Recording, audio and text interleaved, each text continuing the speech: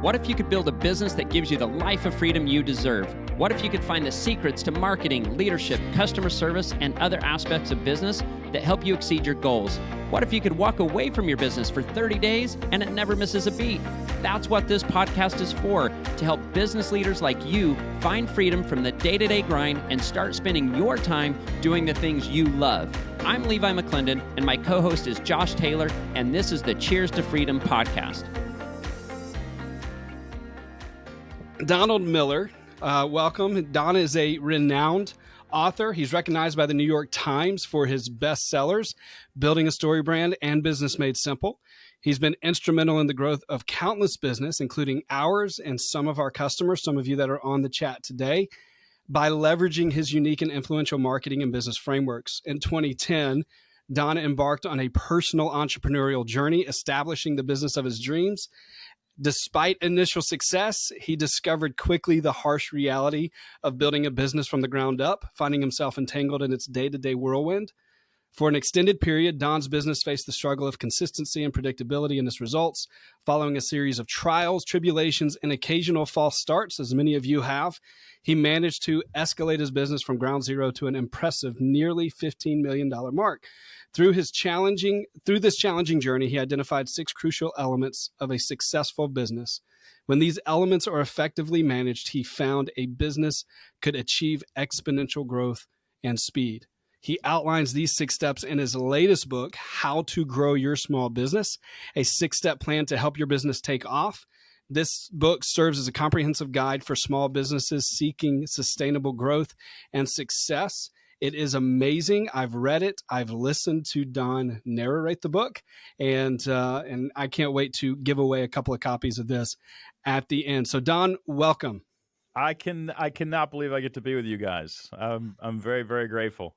Well, we are very grateful that you are here. You've taken an hour out of your day, your busy schedule to do this. And honestly, one of the reasons that we have you on here is because it's not like you're in some ivory tower and you're looking down below living off the profits of your company while everyone does the work. You're actually in the day-to-day. You're building your team, you're growing your business, you're creating systems and doing all of these different things. And so we wanted to have you here because that's what the folks that are listening in, that's what they're doing every day as well. Well, thanks. I literally, like 5 minutes before we started, I was in a sales and marketing meeting with my sales and marketing director, looking over the numbers, wondering why this is working, why that's not working. And I know a few authors, I will not name names, who talk about managing teams and how it's like a family and why would you ever fire somebody because they're in your family, and they talk about sales and marketing, and then you ask them, how big is your team? And they're like, oh, I don't have a team. And I say, well, let me tell you something. They're not like a family, all right? Sometimes you got to fire somebody. Yeah. And so I appreciate it. It's the first time I've ever been introduced as not being in an ivory tower, and I'm about to tear up because it feels so incredibly true. And I think that's probably the dream of a lot of folks that are listening in on this is how do they get out of the day-to-day? How can they create these systems and build these teams that help them grow their revenue to where they can take off for a month and the business continues to run without them? It's no fun owning a business where the business owns you. No, that's absolutely true. We could actually talk about that because I needed to hire somebody to run my company, and it took about 4 different iterations of that to find the right person. And I think I have a decent list of characteristics now that you'd be looking for. But I still am daily in the business all day, but I'm mostly the product creator, the content creator, and I'm not running the day-to-day. Well, I want to jump into this because there is something that you have said before, but it's a pretty controversial statement. You probably have no idea what I'm about to ask you on this. You talk about it. I wonder if it's right. Yeah, you talk about it in How to Grow a Small Business. You touch on it there. You've touched on it in some of the other books. You've touched on it on Marketing Made Simple and Building a Story Brand. But the idea of branding versus marketing for small businesses. Can you talk to us a little bit about that? Okay, so here's my take, and they're subjective words, right? You know, they mean whatever you want them to mean. But my take is that branding is actually exercises that make you feel a certain way about a brand. That is color schemes, style guides, those sorts of things. And marketing is a sales pitch. So those are the two things. So when you're marketing, you're trying to sell something using words, usually some sort of sales pitch, and then branding is colors, logos, sounds, smells, all that kind of stuff that goes into creating a brand. I would see those two things as very different. Where it gets controversial for a lot of people is when I say marketing is much more important than branding if you want to make money.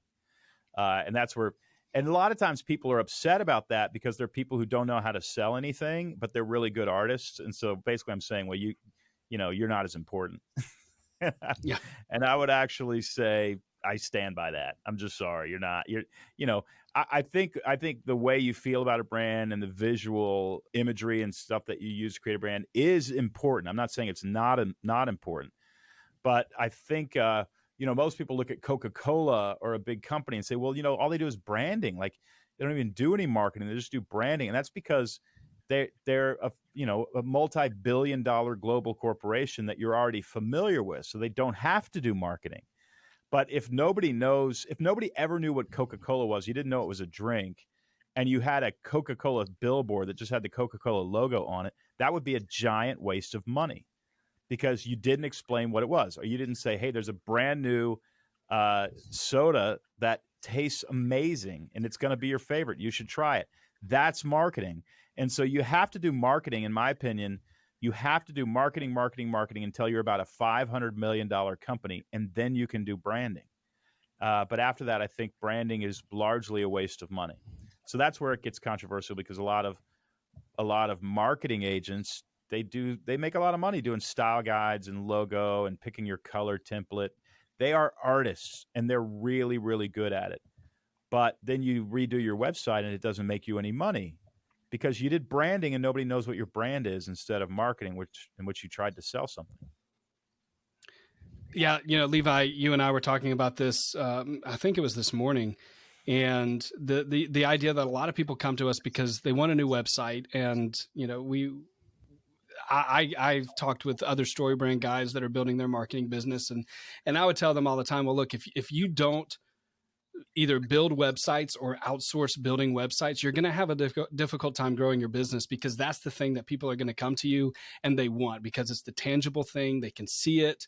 They can refresh their screen over and over again and see their brand on there, but it's not necessarily what's going to make them money because marketing has to be built into that website and the right kind of marketing has to be built into that website. I do believe that when you say, especially with small businesses, if you're going to have a budget and allocate that budget, focus on the marketing side of things where it's your sales funnels and you get into sales funnels and how to grow your small business and you build it, you're collecting those leads, you're following up with those leads. You've got a website that's collecting leads. A website that's out there just on the internet floating around talking about who you are is pointless if it's not doing anything to collect people's phone numbers, in our case, to follow up with them and put them into these sales funnels. So I 100% agree that almost, if not 100% of the people listening, 95% of you really need to focus on marketing to your customers rather than trying to build this brand in your communities. Because the reality is there's so many different car washes that are coming up in these communities. And Don, would you agree? If you've got a car wash, it's not unusual for some of our customers to have 5 different car washes in a 2-mile square radius. 5 different competitors. How would you differentiate yourself as in terms of marketing from the 5 other car washes that are within those 2 miles? I am a member at a car wash. I pay $40 a month to take my car through this car wash, and I think the location mattered to me. What's interesting is there is a closer car wash than that that I don't go to. And so let me try to deconstruct this in my mind. The reason that I go to the one and pay him $40 is habit. It's just habit. It's like I'm familiar with it, and people don't like to change. And so if you can get them first, then you're gonna keep about 70, 80% of them. And then the other one, I think I talked about this last time we had a conversation. The way that person got me is there was a physical person standing right by the machine that takes my money. And I know I would have paid $19.95 for a car wash. But that person said, hey, for $40, you can have unlimited car washes this month. That's what they said. They didn't say $40 a month. They said for $40 a month, you can have unlimited car washes for the next month. And I thought, well, I'm about to pay half that. I said, that sounds good. I handed the guy my credit card. He signed me up.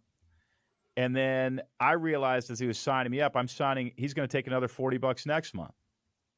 And I didn't know that. And I was like, hey, is this a monthly thing? Am I going to be billed $40 next month? He goes, yeah, you'll be billed $40 every month, but you can cancel anytime you want. So if you just want to do it for a month, that's fine. And I kind of thought, that's a pretty good sales trick that you just used on me. And I don't care. And that was 6 months ago. And I've been paying him $40 every month since. So think about it. Let's deconstruct that. There was a physical person standing there that explained it to me and sold it to me. And they're out there about half the time. I watch them, and I go through the car wash. Half the time they're there, half the time they're not. These days I pull in, they say, hey, it's going to read your license plate. Or I say, I've got a membership, they'll read your license plate. I go through, I don't even talk to them. Right? They're a physical person who explained it to me and said, do you want unlimited for the next 30 days? And I said, yeah, that sounds good. Sign up for it. Then I realized it's every month. He said, hey, don't worry about it. You can cancel anytime. So it's the equivalent of 1 month if you cancel it.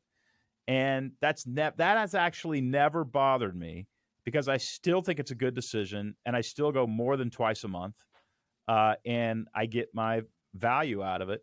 But I would have never, ever, ever signed up for the subscription service if somebody hadn't been standing there and guided me through those kind of baby steps process. Like the baby step is you can go as many times as you want. The next step is it's $40. And the next step is you can cancel anytime. Those are the 3 baby steps that I needed a human being to take me through in order to sign up. Now, the key is you've got to do that with a customer before the car wash down the street does, because after that, it's a habit. And so if I owned a car wash, my number one priority would be to sign people up for that subscription service and figure out best practices on how to talk to people. You may have one person at the computer or at the whatever the gate is, and then you may have another person that's talking in case the line gets to 2 or 3 long. The other thing is you want to be able to ask say, hey, are you enjoying the membership? Absolutely. So glad, man. This is a beautiful car. Thanks for keeping it clean. You want that positive energy and interaction every time a customer goes through. And so, there's that guy, you're going to pay that guy, I don't know, if you want to pay him $15 an hour and give him $15 or $20 for every person they sign up. Say, look, if you can get 10 people to sign up this hour, you're at $200 an hour. That person's going to figure out real darn quick on what questions to ask and how to do it. And they're going to be out there every freaking day doing it. You're giving up 50% of 1 month of that. And somebody's getting paid truckloads of money and you want to do that. I mean, it's like, why not? And I would just, in other words, guerrilla tactics, be aggressive, get as many people as you can sign up that subscription as possible, because that will create the habit of using your car wash over somebody else's. I think that's a great point with, what we do with our customers and building out these text campaigns where, people are coming in, they're getting a free wash, they're giving their phone numbers to get that free wash. And you've said before that studies show people will give up their phone number or their email address for about the value of $25 to $30. And so what better thing than a free wash? Powerful because not because they're coming in for a free wash, it's because that establishes the habit, right? They just have to do it once and then they're not going to do it, any differently. Even though there may be easier ways to do it, they've already done that once. And once they've established the habit, they're going to repeat that habit. Yeah. And once they're in that funnel and once they're doing that, now we're following up, and we've been doing this with some of our customers and having some success with it. We're the next day following up and saying, asking, how was that experience? How was your free wash? And we want to give you an exclusive one-time only offer where you can sign up and get your first month for just $10.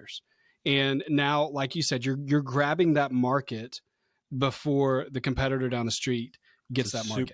It's a super aggressive way to do it, and it's really great.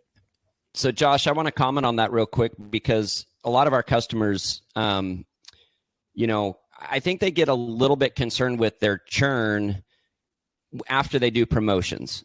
Okay, so they're like, well, if we do this promotion, we get a lot of people, but now we have a 50% churn or, whatever that looks like. But to Don's point, when you think about this, if you're in an area where there's other competition, I wouldn't worry so much about that. What I'd worry about is being the first to get that person in my membership, get them coming back, building that habit. Whether they churn with you or your neighbor down the road, they're probably going to churn out. So the ones that aren't going to, then those are the ones you capture, and you worry more about that. Kind of be first to capture them in the area, which will help insulate you from obviously future.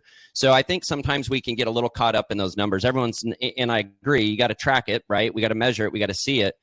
But I think doing some of those offers, we've seen some really good success on the 3 for 30s and first month for 99 cents and so on. But get them in, help establish that habit, and hopefully they won't, change to go somewhere else. As long as you're putting out a clean car and smiling and treating people well, they'll continue to be members. These are the ideas of marketing that you talk through and how to grow a small business and marketing made simple. And you've created the frameworks to do this, but I want to talk about what you've recently written about and how to grow your small business and the 6-step framework that you've come up with. Your story is really interesting to me. In fact, you and Levi share a very similar story. Levi's been pretty open about his story of the market crash in 2008. And Don, you've talked about how, there was a time where you had an investment go bad and lost everything. And then you've built this business from the ground up, and through the trials and the struggles through that, you developed this playbook because a playbook didn't exist. So talk to us a little bit about that story and just tell us more about this 6-step plan, this game plan that you've come up with. Well, I had a crazy experience. I lost everything, and I said, okay, I'm not going to be just a writer or speaker anymore. I'm going to start a company, and I'm going to start a business because I was determined to get everything back. I'd lost $350,000, which was my life savings, when I was 39, right in there, and devastating for me. And so I said, okay, I'm going to build a business, and I started this consulting business and writing books and all the stuff that we do. And I built that up to about 3.5 million and was kind of going crazy. It's like I was just wearing every single hat, doing everything, making it up as going along. I call it diving for dollars. I felt like I was inside of one of those London phone booths, and there was just $5 bills jumping around. I was trying to grab them, biting them and all that kind of stuff. It was crazy. I think some people were in that at the car wash show last week. Yes. And my wife and I moved to Nashville, Tennessee. I lived in Portland, Oregon. We moved to Nashville, Tennessee after we got married. I got married at 42. And somebody told me that in the next neighborhood over was the governor's mansion, the governor of Tennessee. And the governor sometimes runs through the neighborhood. So if I ever see somebody running through the neighborhood with police chasing them, don't shoot. It's actually the governor. And then one day I didn't know who he was, but I emailed I'm this guy, right? I do stupid stuff. So I just emailed the governor's office, said, hey, having some people over, we're talking about Israeli-Palestinian relations. And there's somebody from Israel, somebody from Palestine coming over.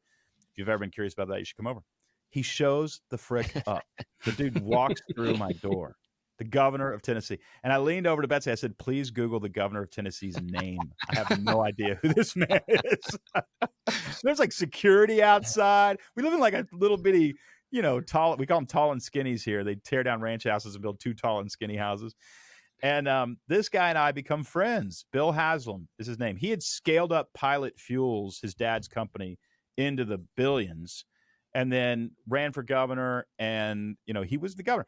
Anyway, as he left office, right before he left office, and as he left office, he and I became close friends. And we were standing in my driveway one day, and he was really curious about my business, and I had written a State of the State speech for him. The only part that he used of the speech that I wrote, which I worked very hard on, was "God bless Tennessee." That's the only part he used. But at the same time, it was fun to kind of write it. And so I said, we're 3.5 million. Anyway, he knew that. And I said, I'd love to scale up to 100 million someday. Sometimes I dream about that. And it was the first time I'd seen the governor's face look at me as though I don't actually believe that you are capable of this. And I said, come on, what, Governor, what do you think's going on? He said, listen, if you want to get to that number, you're going to have to, quote, professionalize your operation. That's what he said. And those words changed my life, because I heard it and I thought, that sounds true. I've never heard anybody say professionalize your operation. That sounds true. And what he meant was install the systems and processes that make this thing work like a machine. And I spent the next 5 years doing that. We went from 13.5 million to 16.5 million at our peak. And then this year we're hoping to do 18. So, we're on our way. And I realized there are basically 6 reasons most small businesses fail. It's a leadership issue, and leadership is basically casting an economic vision, emphasis on economic, like have numeric goals and state those as part of your mission. And then you're right. It all feels like an airplane. Your leadership is your cockpit, and then the right engine is your marketing. And you need to clarify your message and basically work with folks like you to be able to get your marketing ramped up. The left side is your sales. And because you guys don't do door-to-door sales or inbound calls, it's somebody with a clipboard standing by that machine selling. And that's your left engine. If you can get your right and left engine moving, come on, that plane's going to start moving forward. Your wings are your products. So you're selling something to get lift, and you're selling products. So to be able to come up with some products, and whatever that is in the car wash industry. And then your body of your airplane is your overhead. So your labor costs, all that kind of stuff is the body of your airplane. If that gets too big, the airplane will crash. If your wings are too small, the airplane will crash. If your engines are too weak, your airplanes will crash. If the leadership doesn't know where this thing is going, the airplane will crash. And then the 6th part is cash flow, and those are your fuel tanks. So I realized, when he said professionalize your operation, I needed the governor to hand me a book to tell me how to do it. And I had to figure it out. And I spent $500,000 just figuring out operations with consultants and hiring people. And so I thought once we hit, 16.5 million, I kind of looked around and went, man, my life is a lot easier than it was when we had that conversation. And I now have margin.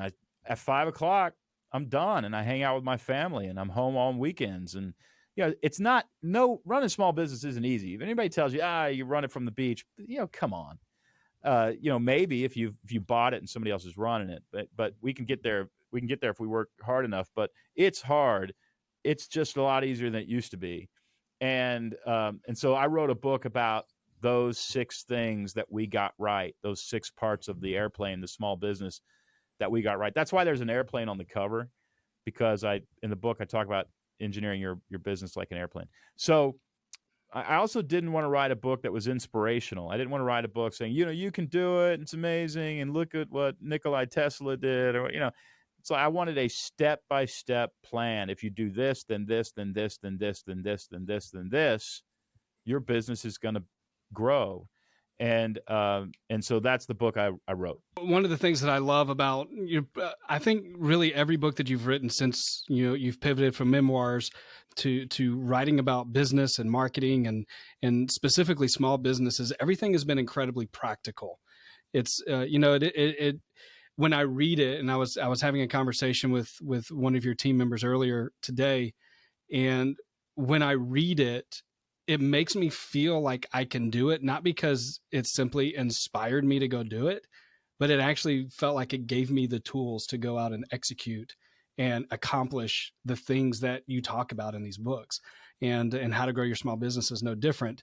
You dive into so many different topics in this, and it literally is a step-by-step playbook that you dive deeper into in Small Business Flight School that we're going to dive into in just a few minutes. But just an incredibly practical book that we are going to be giving away a couple of copies of this to some of the folks that are listening in. Let me ask you this, with this 6-step plan, and I love that you use the imagery of an airplane to do this, because it just helps us kind of picture all of this, especially when you say if the overhead or the body of the plane is too big and the wings are too small, then it's going to crash. And I feel like a lot of people find themselves with a body that's too big and the wings are too small. That's probably a big problem that we see with small businesses. So your sales team, they need to know what to say. They need to know the words. They need to know, what is it about us that helps us stand out from the competition down the street? Why should people experience our car wash? What is that internal problem that we really solve that you talk about in building a story brand? And how can we capitalize on how a dirty car makes customers feel and get rid of that pain or that feeling that they have? Because a car wash is a car wash is a car wash. I've heard people say that before.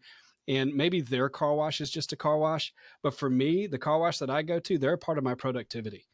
They help me become more productive every day. I go once a week to get my car washed, and it's a part of my productivity system. A clean car helps me feel more organized. And so that's an internal problem that they solve for A clean car makes me feel, it's almost like a little bit of a new day, makes me feel great, which is a great tagline, by the way. A clean car will make you feel great. Not clean car makes you feel great. A clean car will make you feel great because your target market is somebody with a dirty car. Yeah, well, exactly. And what you said last time we had a conversation, that was one of the things that you said, is remind people of the value that they get. And that was something that really resonated with us, especially several of our customers. You even gave this idea of putting a big mirror at the end of the tunnel that says, wow, that's a great looking car. And we have, I don't know if Bill is on here or not. Bill, say something in the comment if you're on here, but Bill Goff in Huntsville, Alabama, has actually constructed a mirror at the end of his tunnel that says, wow, that's a great looking car. Yeah, because if you don't and as people come out of the tunnel, they see their car. Yeah, if you don't tell people the value that you gave them, they don't know that you gave them value. Yeah, absolutely. And that's why, these campaigns that we do for our customers and writing their member retention campaigns, a great retention campaign is not, I hope they sign up and forget to cancel. That's Planet Fitness's retention campaign. But that's not a good retention campaign. But having a campaign that reminds people of the value that they get and gets them to come in and take advantage of that membership that they get, coming in once a week, letting them know, hey, you just come in twice this month and you've already paid for your membership, and you're driving a great looking car. A question with the 6-step plan is, how does this framework give small businesses, and that's what most of our customers are, small businesses, how does it give them a plan that helps them grow in a dependable and predictable way?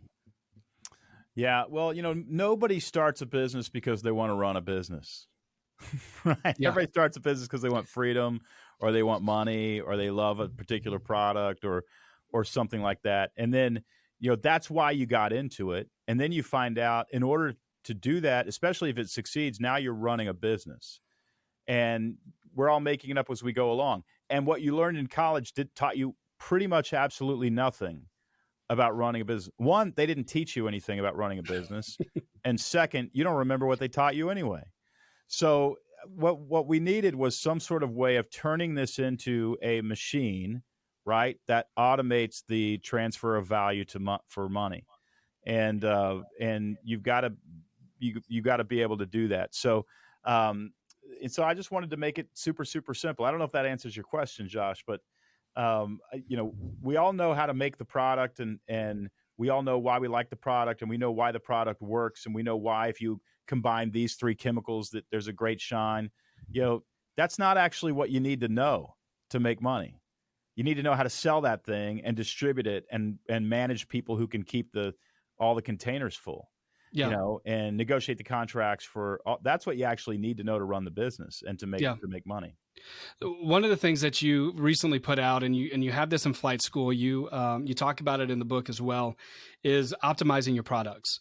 Yeah. And talk to us a little bit more about this idea of optimizing products, because obviously most of our customers have the same types of products. They're selling 3 or 4 washes. Some of them are selling 5 or 6 washes, which we, using the story brand framework, kind of push back on, because people remember things in threes, and you begin to get overwhelmed. The mind gets overwhelmed with too many decisions to make. But talk about this idea of optimizing a product, and how can these car wash businesses use this idea of optimizing their products? Well, I've noticed in my business, and I think probably everybody watching is the same, whenever there's been a hockey stick, like when we went from 3.6 to 5 something, it's because we released a new product. And then after that, we released another product. And then our biggest growth is a product that we released years ago that we continue to sell. And most people, when they think about growing their business, they think, well, we got to sell more of our existing products. That is one way to grow your business. Another one is to release another product, right? A different product. So, in car washes, this might be, I just watched a YouTube video the other day of a $12,000 in car cleaning video. They charge $12,000, right? 12 grand. Yeah, no, you should find it. It's like, go find it on YouTube. I mean, it's the film that they're putting over the top of it.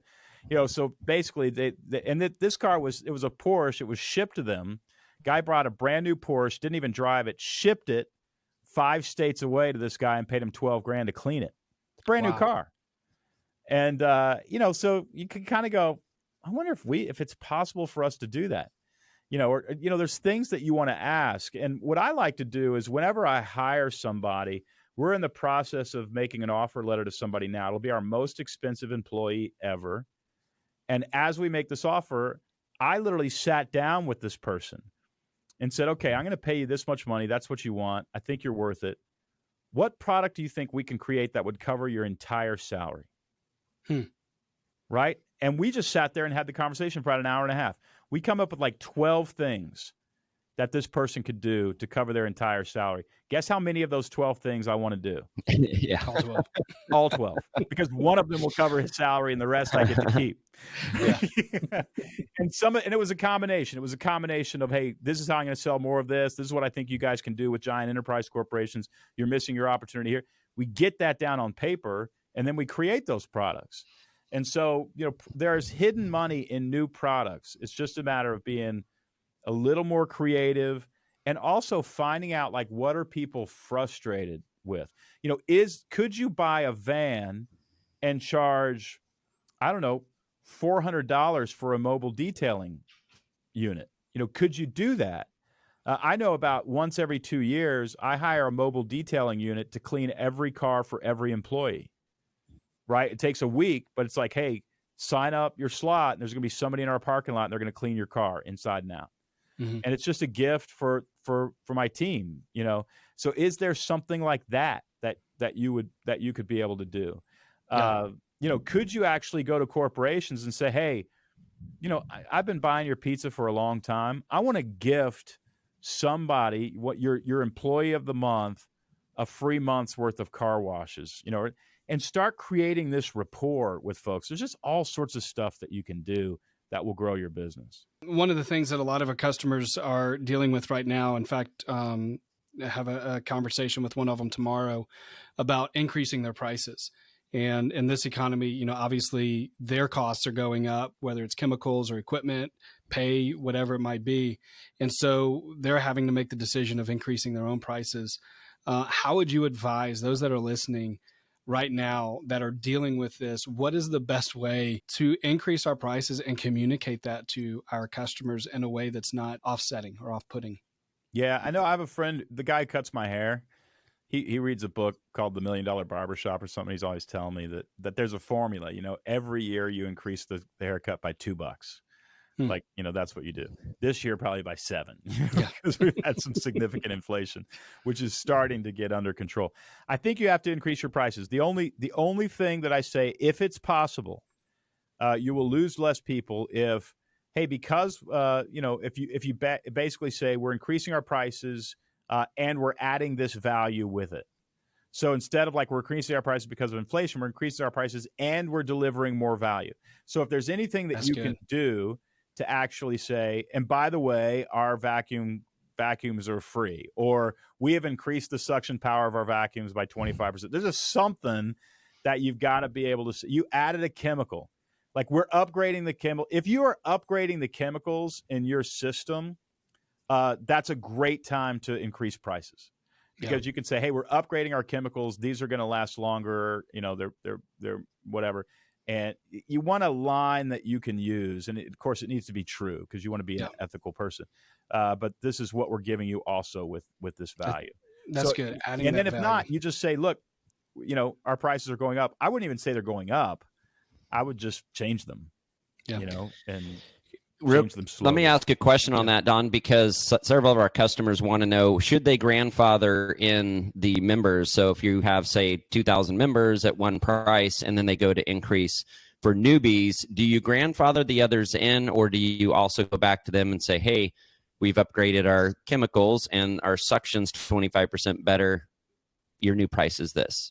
Well, I would hope in your terms and conditions that you're allowed to raise prices based on any sort of inflation. What you could actually do is just bake it in and just say, every year we increase our price by $2. Every year on January 1, we increase our price by $2. And it's just part of the terms and conditions, $2 per month for a subscription.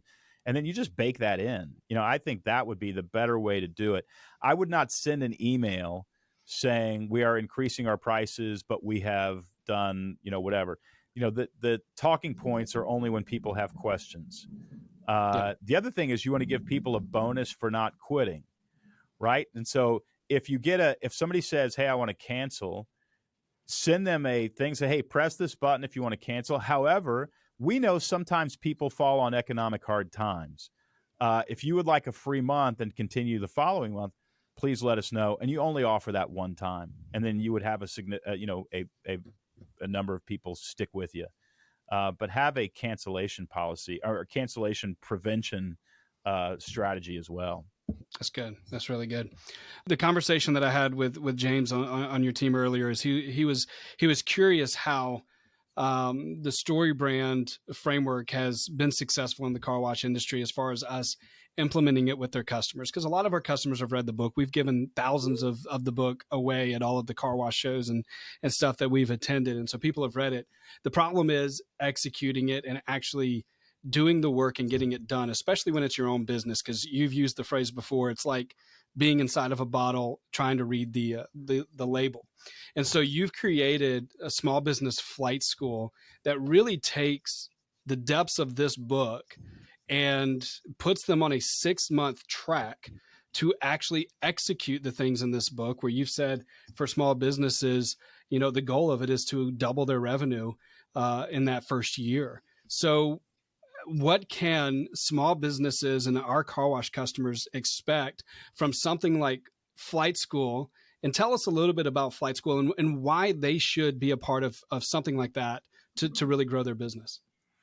Yeah. Okay. So here's how I engage business books. There are several ways. One is I buy the book because it sounds really good, and I set it on my nightstand and I don't read it. Okay. So that's the first way and that costs me $12 to buy the book and makes me nothing. So I'm out $12.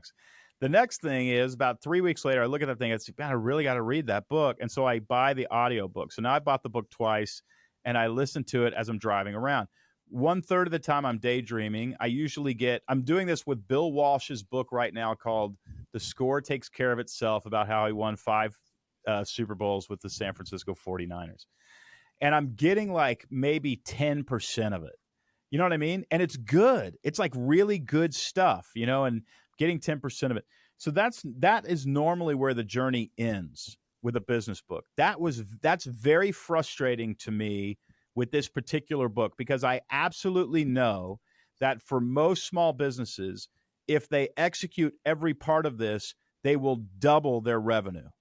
So if you're a $10 million business, I really believe this would be how you get to 20 million. And so I'm kind of like, I just don't want them putting it on their nightstand and not reading it, and then getting the audio book and getting 10% of it and executing maybe on 1% of the things that I talked about. So I kind of just went to my team and said, hey, how do we get people to follow through? Like, what's the key? And the key was bite-sized chunks, baby steps. The first week, we're going to do this. The second week, we're going to do this. The third week. So we combed through the book. We said, okay, what's the first exercise based on these ideas? And it's this. And so we made an 8-minute video on this is what you need to do. And then there's action steps. So this is everything to having 3 economic objectives in your mission statement, to filling out a brand script, clarifying your message. I literally show in Flight School a website that we created for a company, that I wrote for a company. And I just go through, here's why I did this. Here's why I did this. Here's why I did this. Everything is super practical. So the more videos that you watch and execute, the more money you make. That's the goal. There's actually a worksheet at the beginning of Flight School that you fill it out. And I encourage you, if you are sub 1 million, to set the goal of having a 100% increase in revenue within 6 months. By the end of Flight School, 100% increase. If you're above 1 million, that's going to be an 80. If you're 5 million, let's try to do a 25% increase. But that run rate is going to increase by the time you get to the end of 6 months. And going into a recession, by the way, if you don't have a growth plan during the recession, you're going to shrink. A growth plan that gets me to a 100% increase in revenue may be the key to having a 30% increase in revenue during the headwinds of a recession. So you've got to be able to execute it. And so basically, it was just me saying, hey, what can we do to turn this into bite-sized chunks? That costs me, I don't know, probably cost me, it was more than $300,000 to create the course. We did all the coding ourselves. It's not a Kajabi course. And so,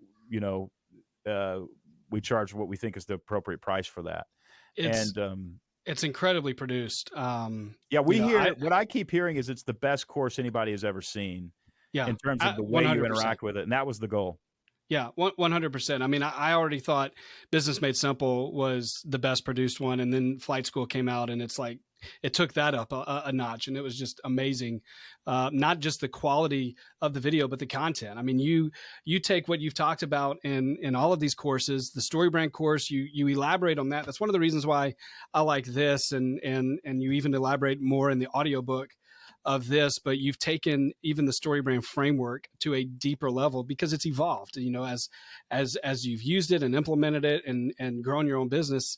All of these things have evolved, and in Flight School, you just dive so much deeper into all of these things. It's incredibly practical. And I love the way that you said, with an impending recession that's looming in front of us, this almost bulletproofs you with that, because you've got to have a plan going into it. We've been through this before. Yeah. If COVID taught us anything, you've got to have a plan. Yeah. If you have a plan, you execute your plan, you can do more money. One of the benefits of a recession or an economic downturn is it gets you off your butt. Yeah. Right. I mean, I don't know about you guys. Like, I get a little bit fat and happy when things are going great. Yeah. And as soon as there's a threat, I rise up because I'm not going to let this thing take me down. And so now, right now we're not in a recession. We had job growth last month, 260,000 more jobs added to the economy. But the talk of recession is very useful. One great quote I heard is never waste a good crisis. Yeah. And so we've heard that. It's a great time to just get your team together and say, hey, I don't want to lay anybody off. Have you guys heard about the recession coming? 67% chance of a recession. That's what they're saying right now. I don't want to lay anybody off. 2 years from now, we're going to raise a glass of wine or a glass of whiskey. We're going to toast the fact that everybody kept their jobs and we made more money. And here's how we're going to do it. We're going to do it by going through Flight School. And we're going to execute every single part of it, every single part that applies to us, which is most of it. Yeah. That's how we're going to do it. All right. So everybody, here we go. We're going to watch this thing every Monday morning, and we're going to do this. We're going to do it for 6 months. And 6 months from now, we're going to see 20% increase in revenue. 6 months later, we'll see a 40% increase in revenue, headwinds or not. We're going to get into a couple of minutes of Q&A here in just a second, but I just put the link to Flight School in that. And this isn't just online courses that take you through a track of 6 months to help you grow your revenue and make sure that you're doing it and staying on track. There's actually weekly check-ins, and there's access to coaches and guides. There's, obviously us to help you walk through, especially the marketing. Everything that we do with OptSpot aligns with the story brand marketing framework and the Marketing Made Simple frameworks. We're collecting those leads. We're following up with those leads. We're nurturing those leads. And so all of that is consistent. If you're an OptSpot customer to what you're doing, not only does it double down on that, but it pulls in the sales, it pulls in the leadership, it pulls in your overhead and your team and your staff and all of those things to work together. And it gives you access to those coaches and guides to walk you through that process as well. And so I've put that link in there if you want to check it out. I want to just do a couple minutes of Q&A. Hannah Lee, type something in the chat if you're on here. Let me tell you a little bit about Hannah. Hannah won a $500 gift card from OptSpot a few months ago. We were having our C-suite retreat, and we were trying to get some feedback from our customers. And so we said, hey, fill out the survey. You'll get a chance to win $500. So Hannah won $500, and she took that $500 gift card and she went and bought a whole bunch of business books, including Donald Miller's business books, Business Made Simple, Story Brand, Marketing Made Simple. And she created a library in her car wash for her employees to check out the books because she wants them to grow in their business. And she's also made it accessible to her customers as well to be able to check out that $500 worth of books that she bought for their library and their car wash and their lobby. So I thought that was really awesome. But Hannah had a great question on here about AI and how small businesses can, because it's out there. We're going to use it. people, we can't get away from it. So how can small businesses leverage AI? Well, first of all, I think it's fantastic. It's finally a calculator for human thought, right? It's not good at writing well yet in terms of making something interesting, but it's great at sort of, you can go to ChatGPT right now and say, hey, we've got a subscription service at my car wash and we charge $39.95 for it. Can you give me several ideas on what somebody could say to somebody right there at the car wash to get them to subscribe? And it'll give you decent ideas, not great ones, but decent ideas that you can then elaborate on. Or you could say, look, I've got a car wash and I do something for $40. Can you give me bullet points I can put on the back of a business card that I can hand everybody so they'll buy? And it'll give them to you. It's really, really good stuff. So the first thing I would say about AI is use it. Use it. I hate the fact that our schools they're like creating systems where it's like, well, we'll know whether or not you used artificial intelligence. And I'm like, and you better make them use it because the kids in China are going to use it. Are you telling them not to use it, for crying out loud? That's like saying, hey, real math, you don't use a calculator. That's going to be a bunch of dumb kids in a very short period of time.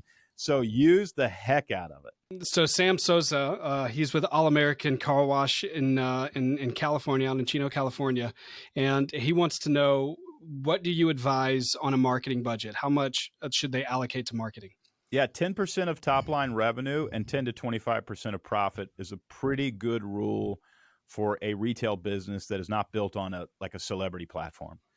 It's a significant amount of money, but you always want to be analyzing to see what works and what doesn't work. We spend about $120,000 on advertising a month, and we're able to cut it back. I just heard to 104, and we'll do that every year, and then that'll creep up. But we always the reason we're able to cut $16,000 out of it is because we've discovered that $16,000 is just breaking even or not working, and so we're going to reallot that somewhere else. So you don't want to. There's no magic in throwing money at something. It's money that works, and you're analyzing what's working, what's not working. But I like 10 to 25% of your profit. So Ryan is also with H2Go Car Wash in Orange County, California, and he had a great question. He was on the call last time, and he talked about teaching the brand script to the employees and how much time should be spent there. And you said not to focus so much on just the part-time employees, but something to get the leaders more involved in. And again, in this industry, even the leaders can be young, early 20s, site managers, shift managers, those things. What do you do if you have trouble getting buy-in into the brand scripts with your leaders? Should you have them read the building a story brand? How do you get that buy-in from them? Well, you absolutely do. You have them listen to the audiobook. Don't they're not going to read the book. have them listen to the audiobook. They got free credits anyway on Amazon if they're Audible subscribers. So, it's not going to cost them anything. You want to do that. But the real thing that you want to do is give them an assignment. So don't just say, hey, read the book and let's talk about it. What you want to do is say, hey, I want you to read this book, and I want you to give me 3 sentences that we can say to any potential customer that will make them want to come get your car washed here. If you don't give them that assignment, they're not going to read the book or they're not going to understand it. You have to give them, it's kind of like saying, hey, learn to use this power drill.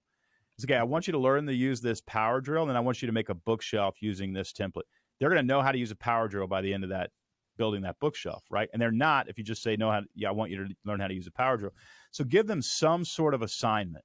And also it makes it fun.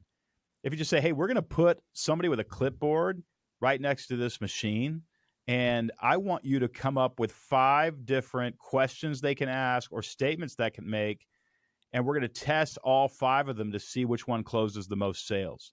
And we're going to do it over 5 weeks, right? And you could even give that to 5 different employees, and each one gets 1 sentence, and the person whose sentence works best gets $1,000. Well, now you got 5 people reading a book, applying it, coming up with a sentence, and doing an experiment, all of which is going to make you money. One of the ideas that you threw out with the elevator or the mission statement is, have your employees, memorize the mission statement and just play a game with them as you walk through the lot or the hallways or whatever. Say, if I ask you what our mission statement is and you tell it to me verbatim, I'm going to give you $5 bill. And I actually, years ago had a friend of mine that did that. We walked through the elevator pitch for his employees. He had about 200 employees, and he did that game. But he said, look, if I ask you tomorrow after their conference, what our elevator pitch is, and you tell me what it is verbatim, I'm going to give you $100 bill. He said it's the best investment that he's ever made in his business because everybody was on point and had the same message. Well, and they're using that outside. You transformed every member of your team into a sales rep, Yeah. Overnight. Yep.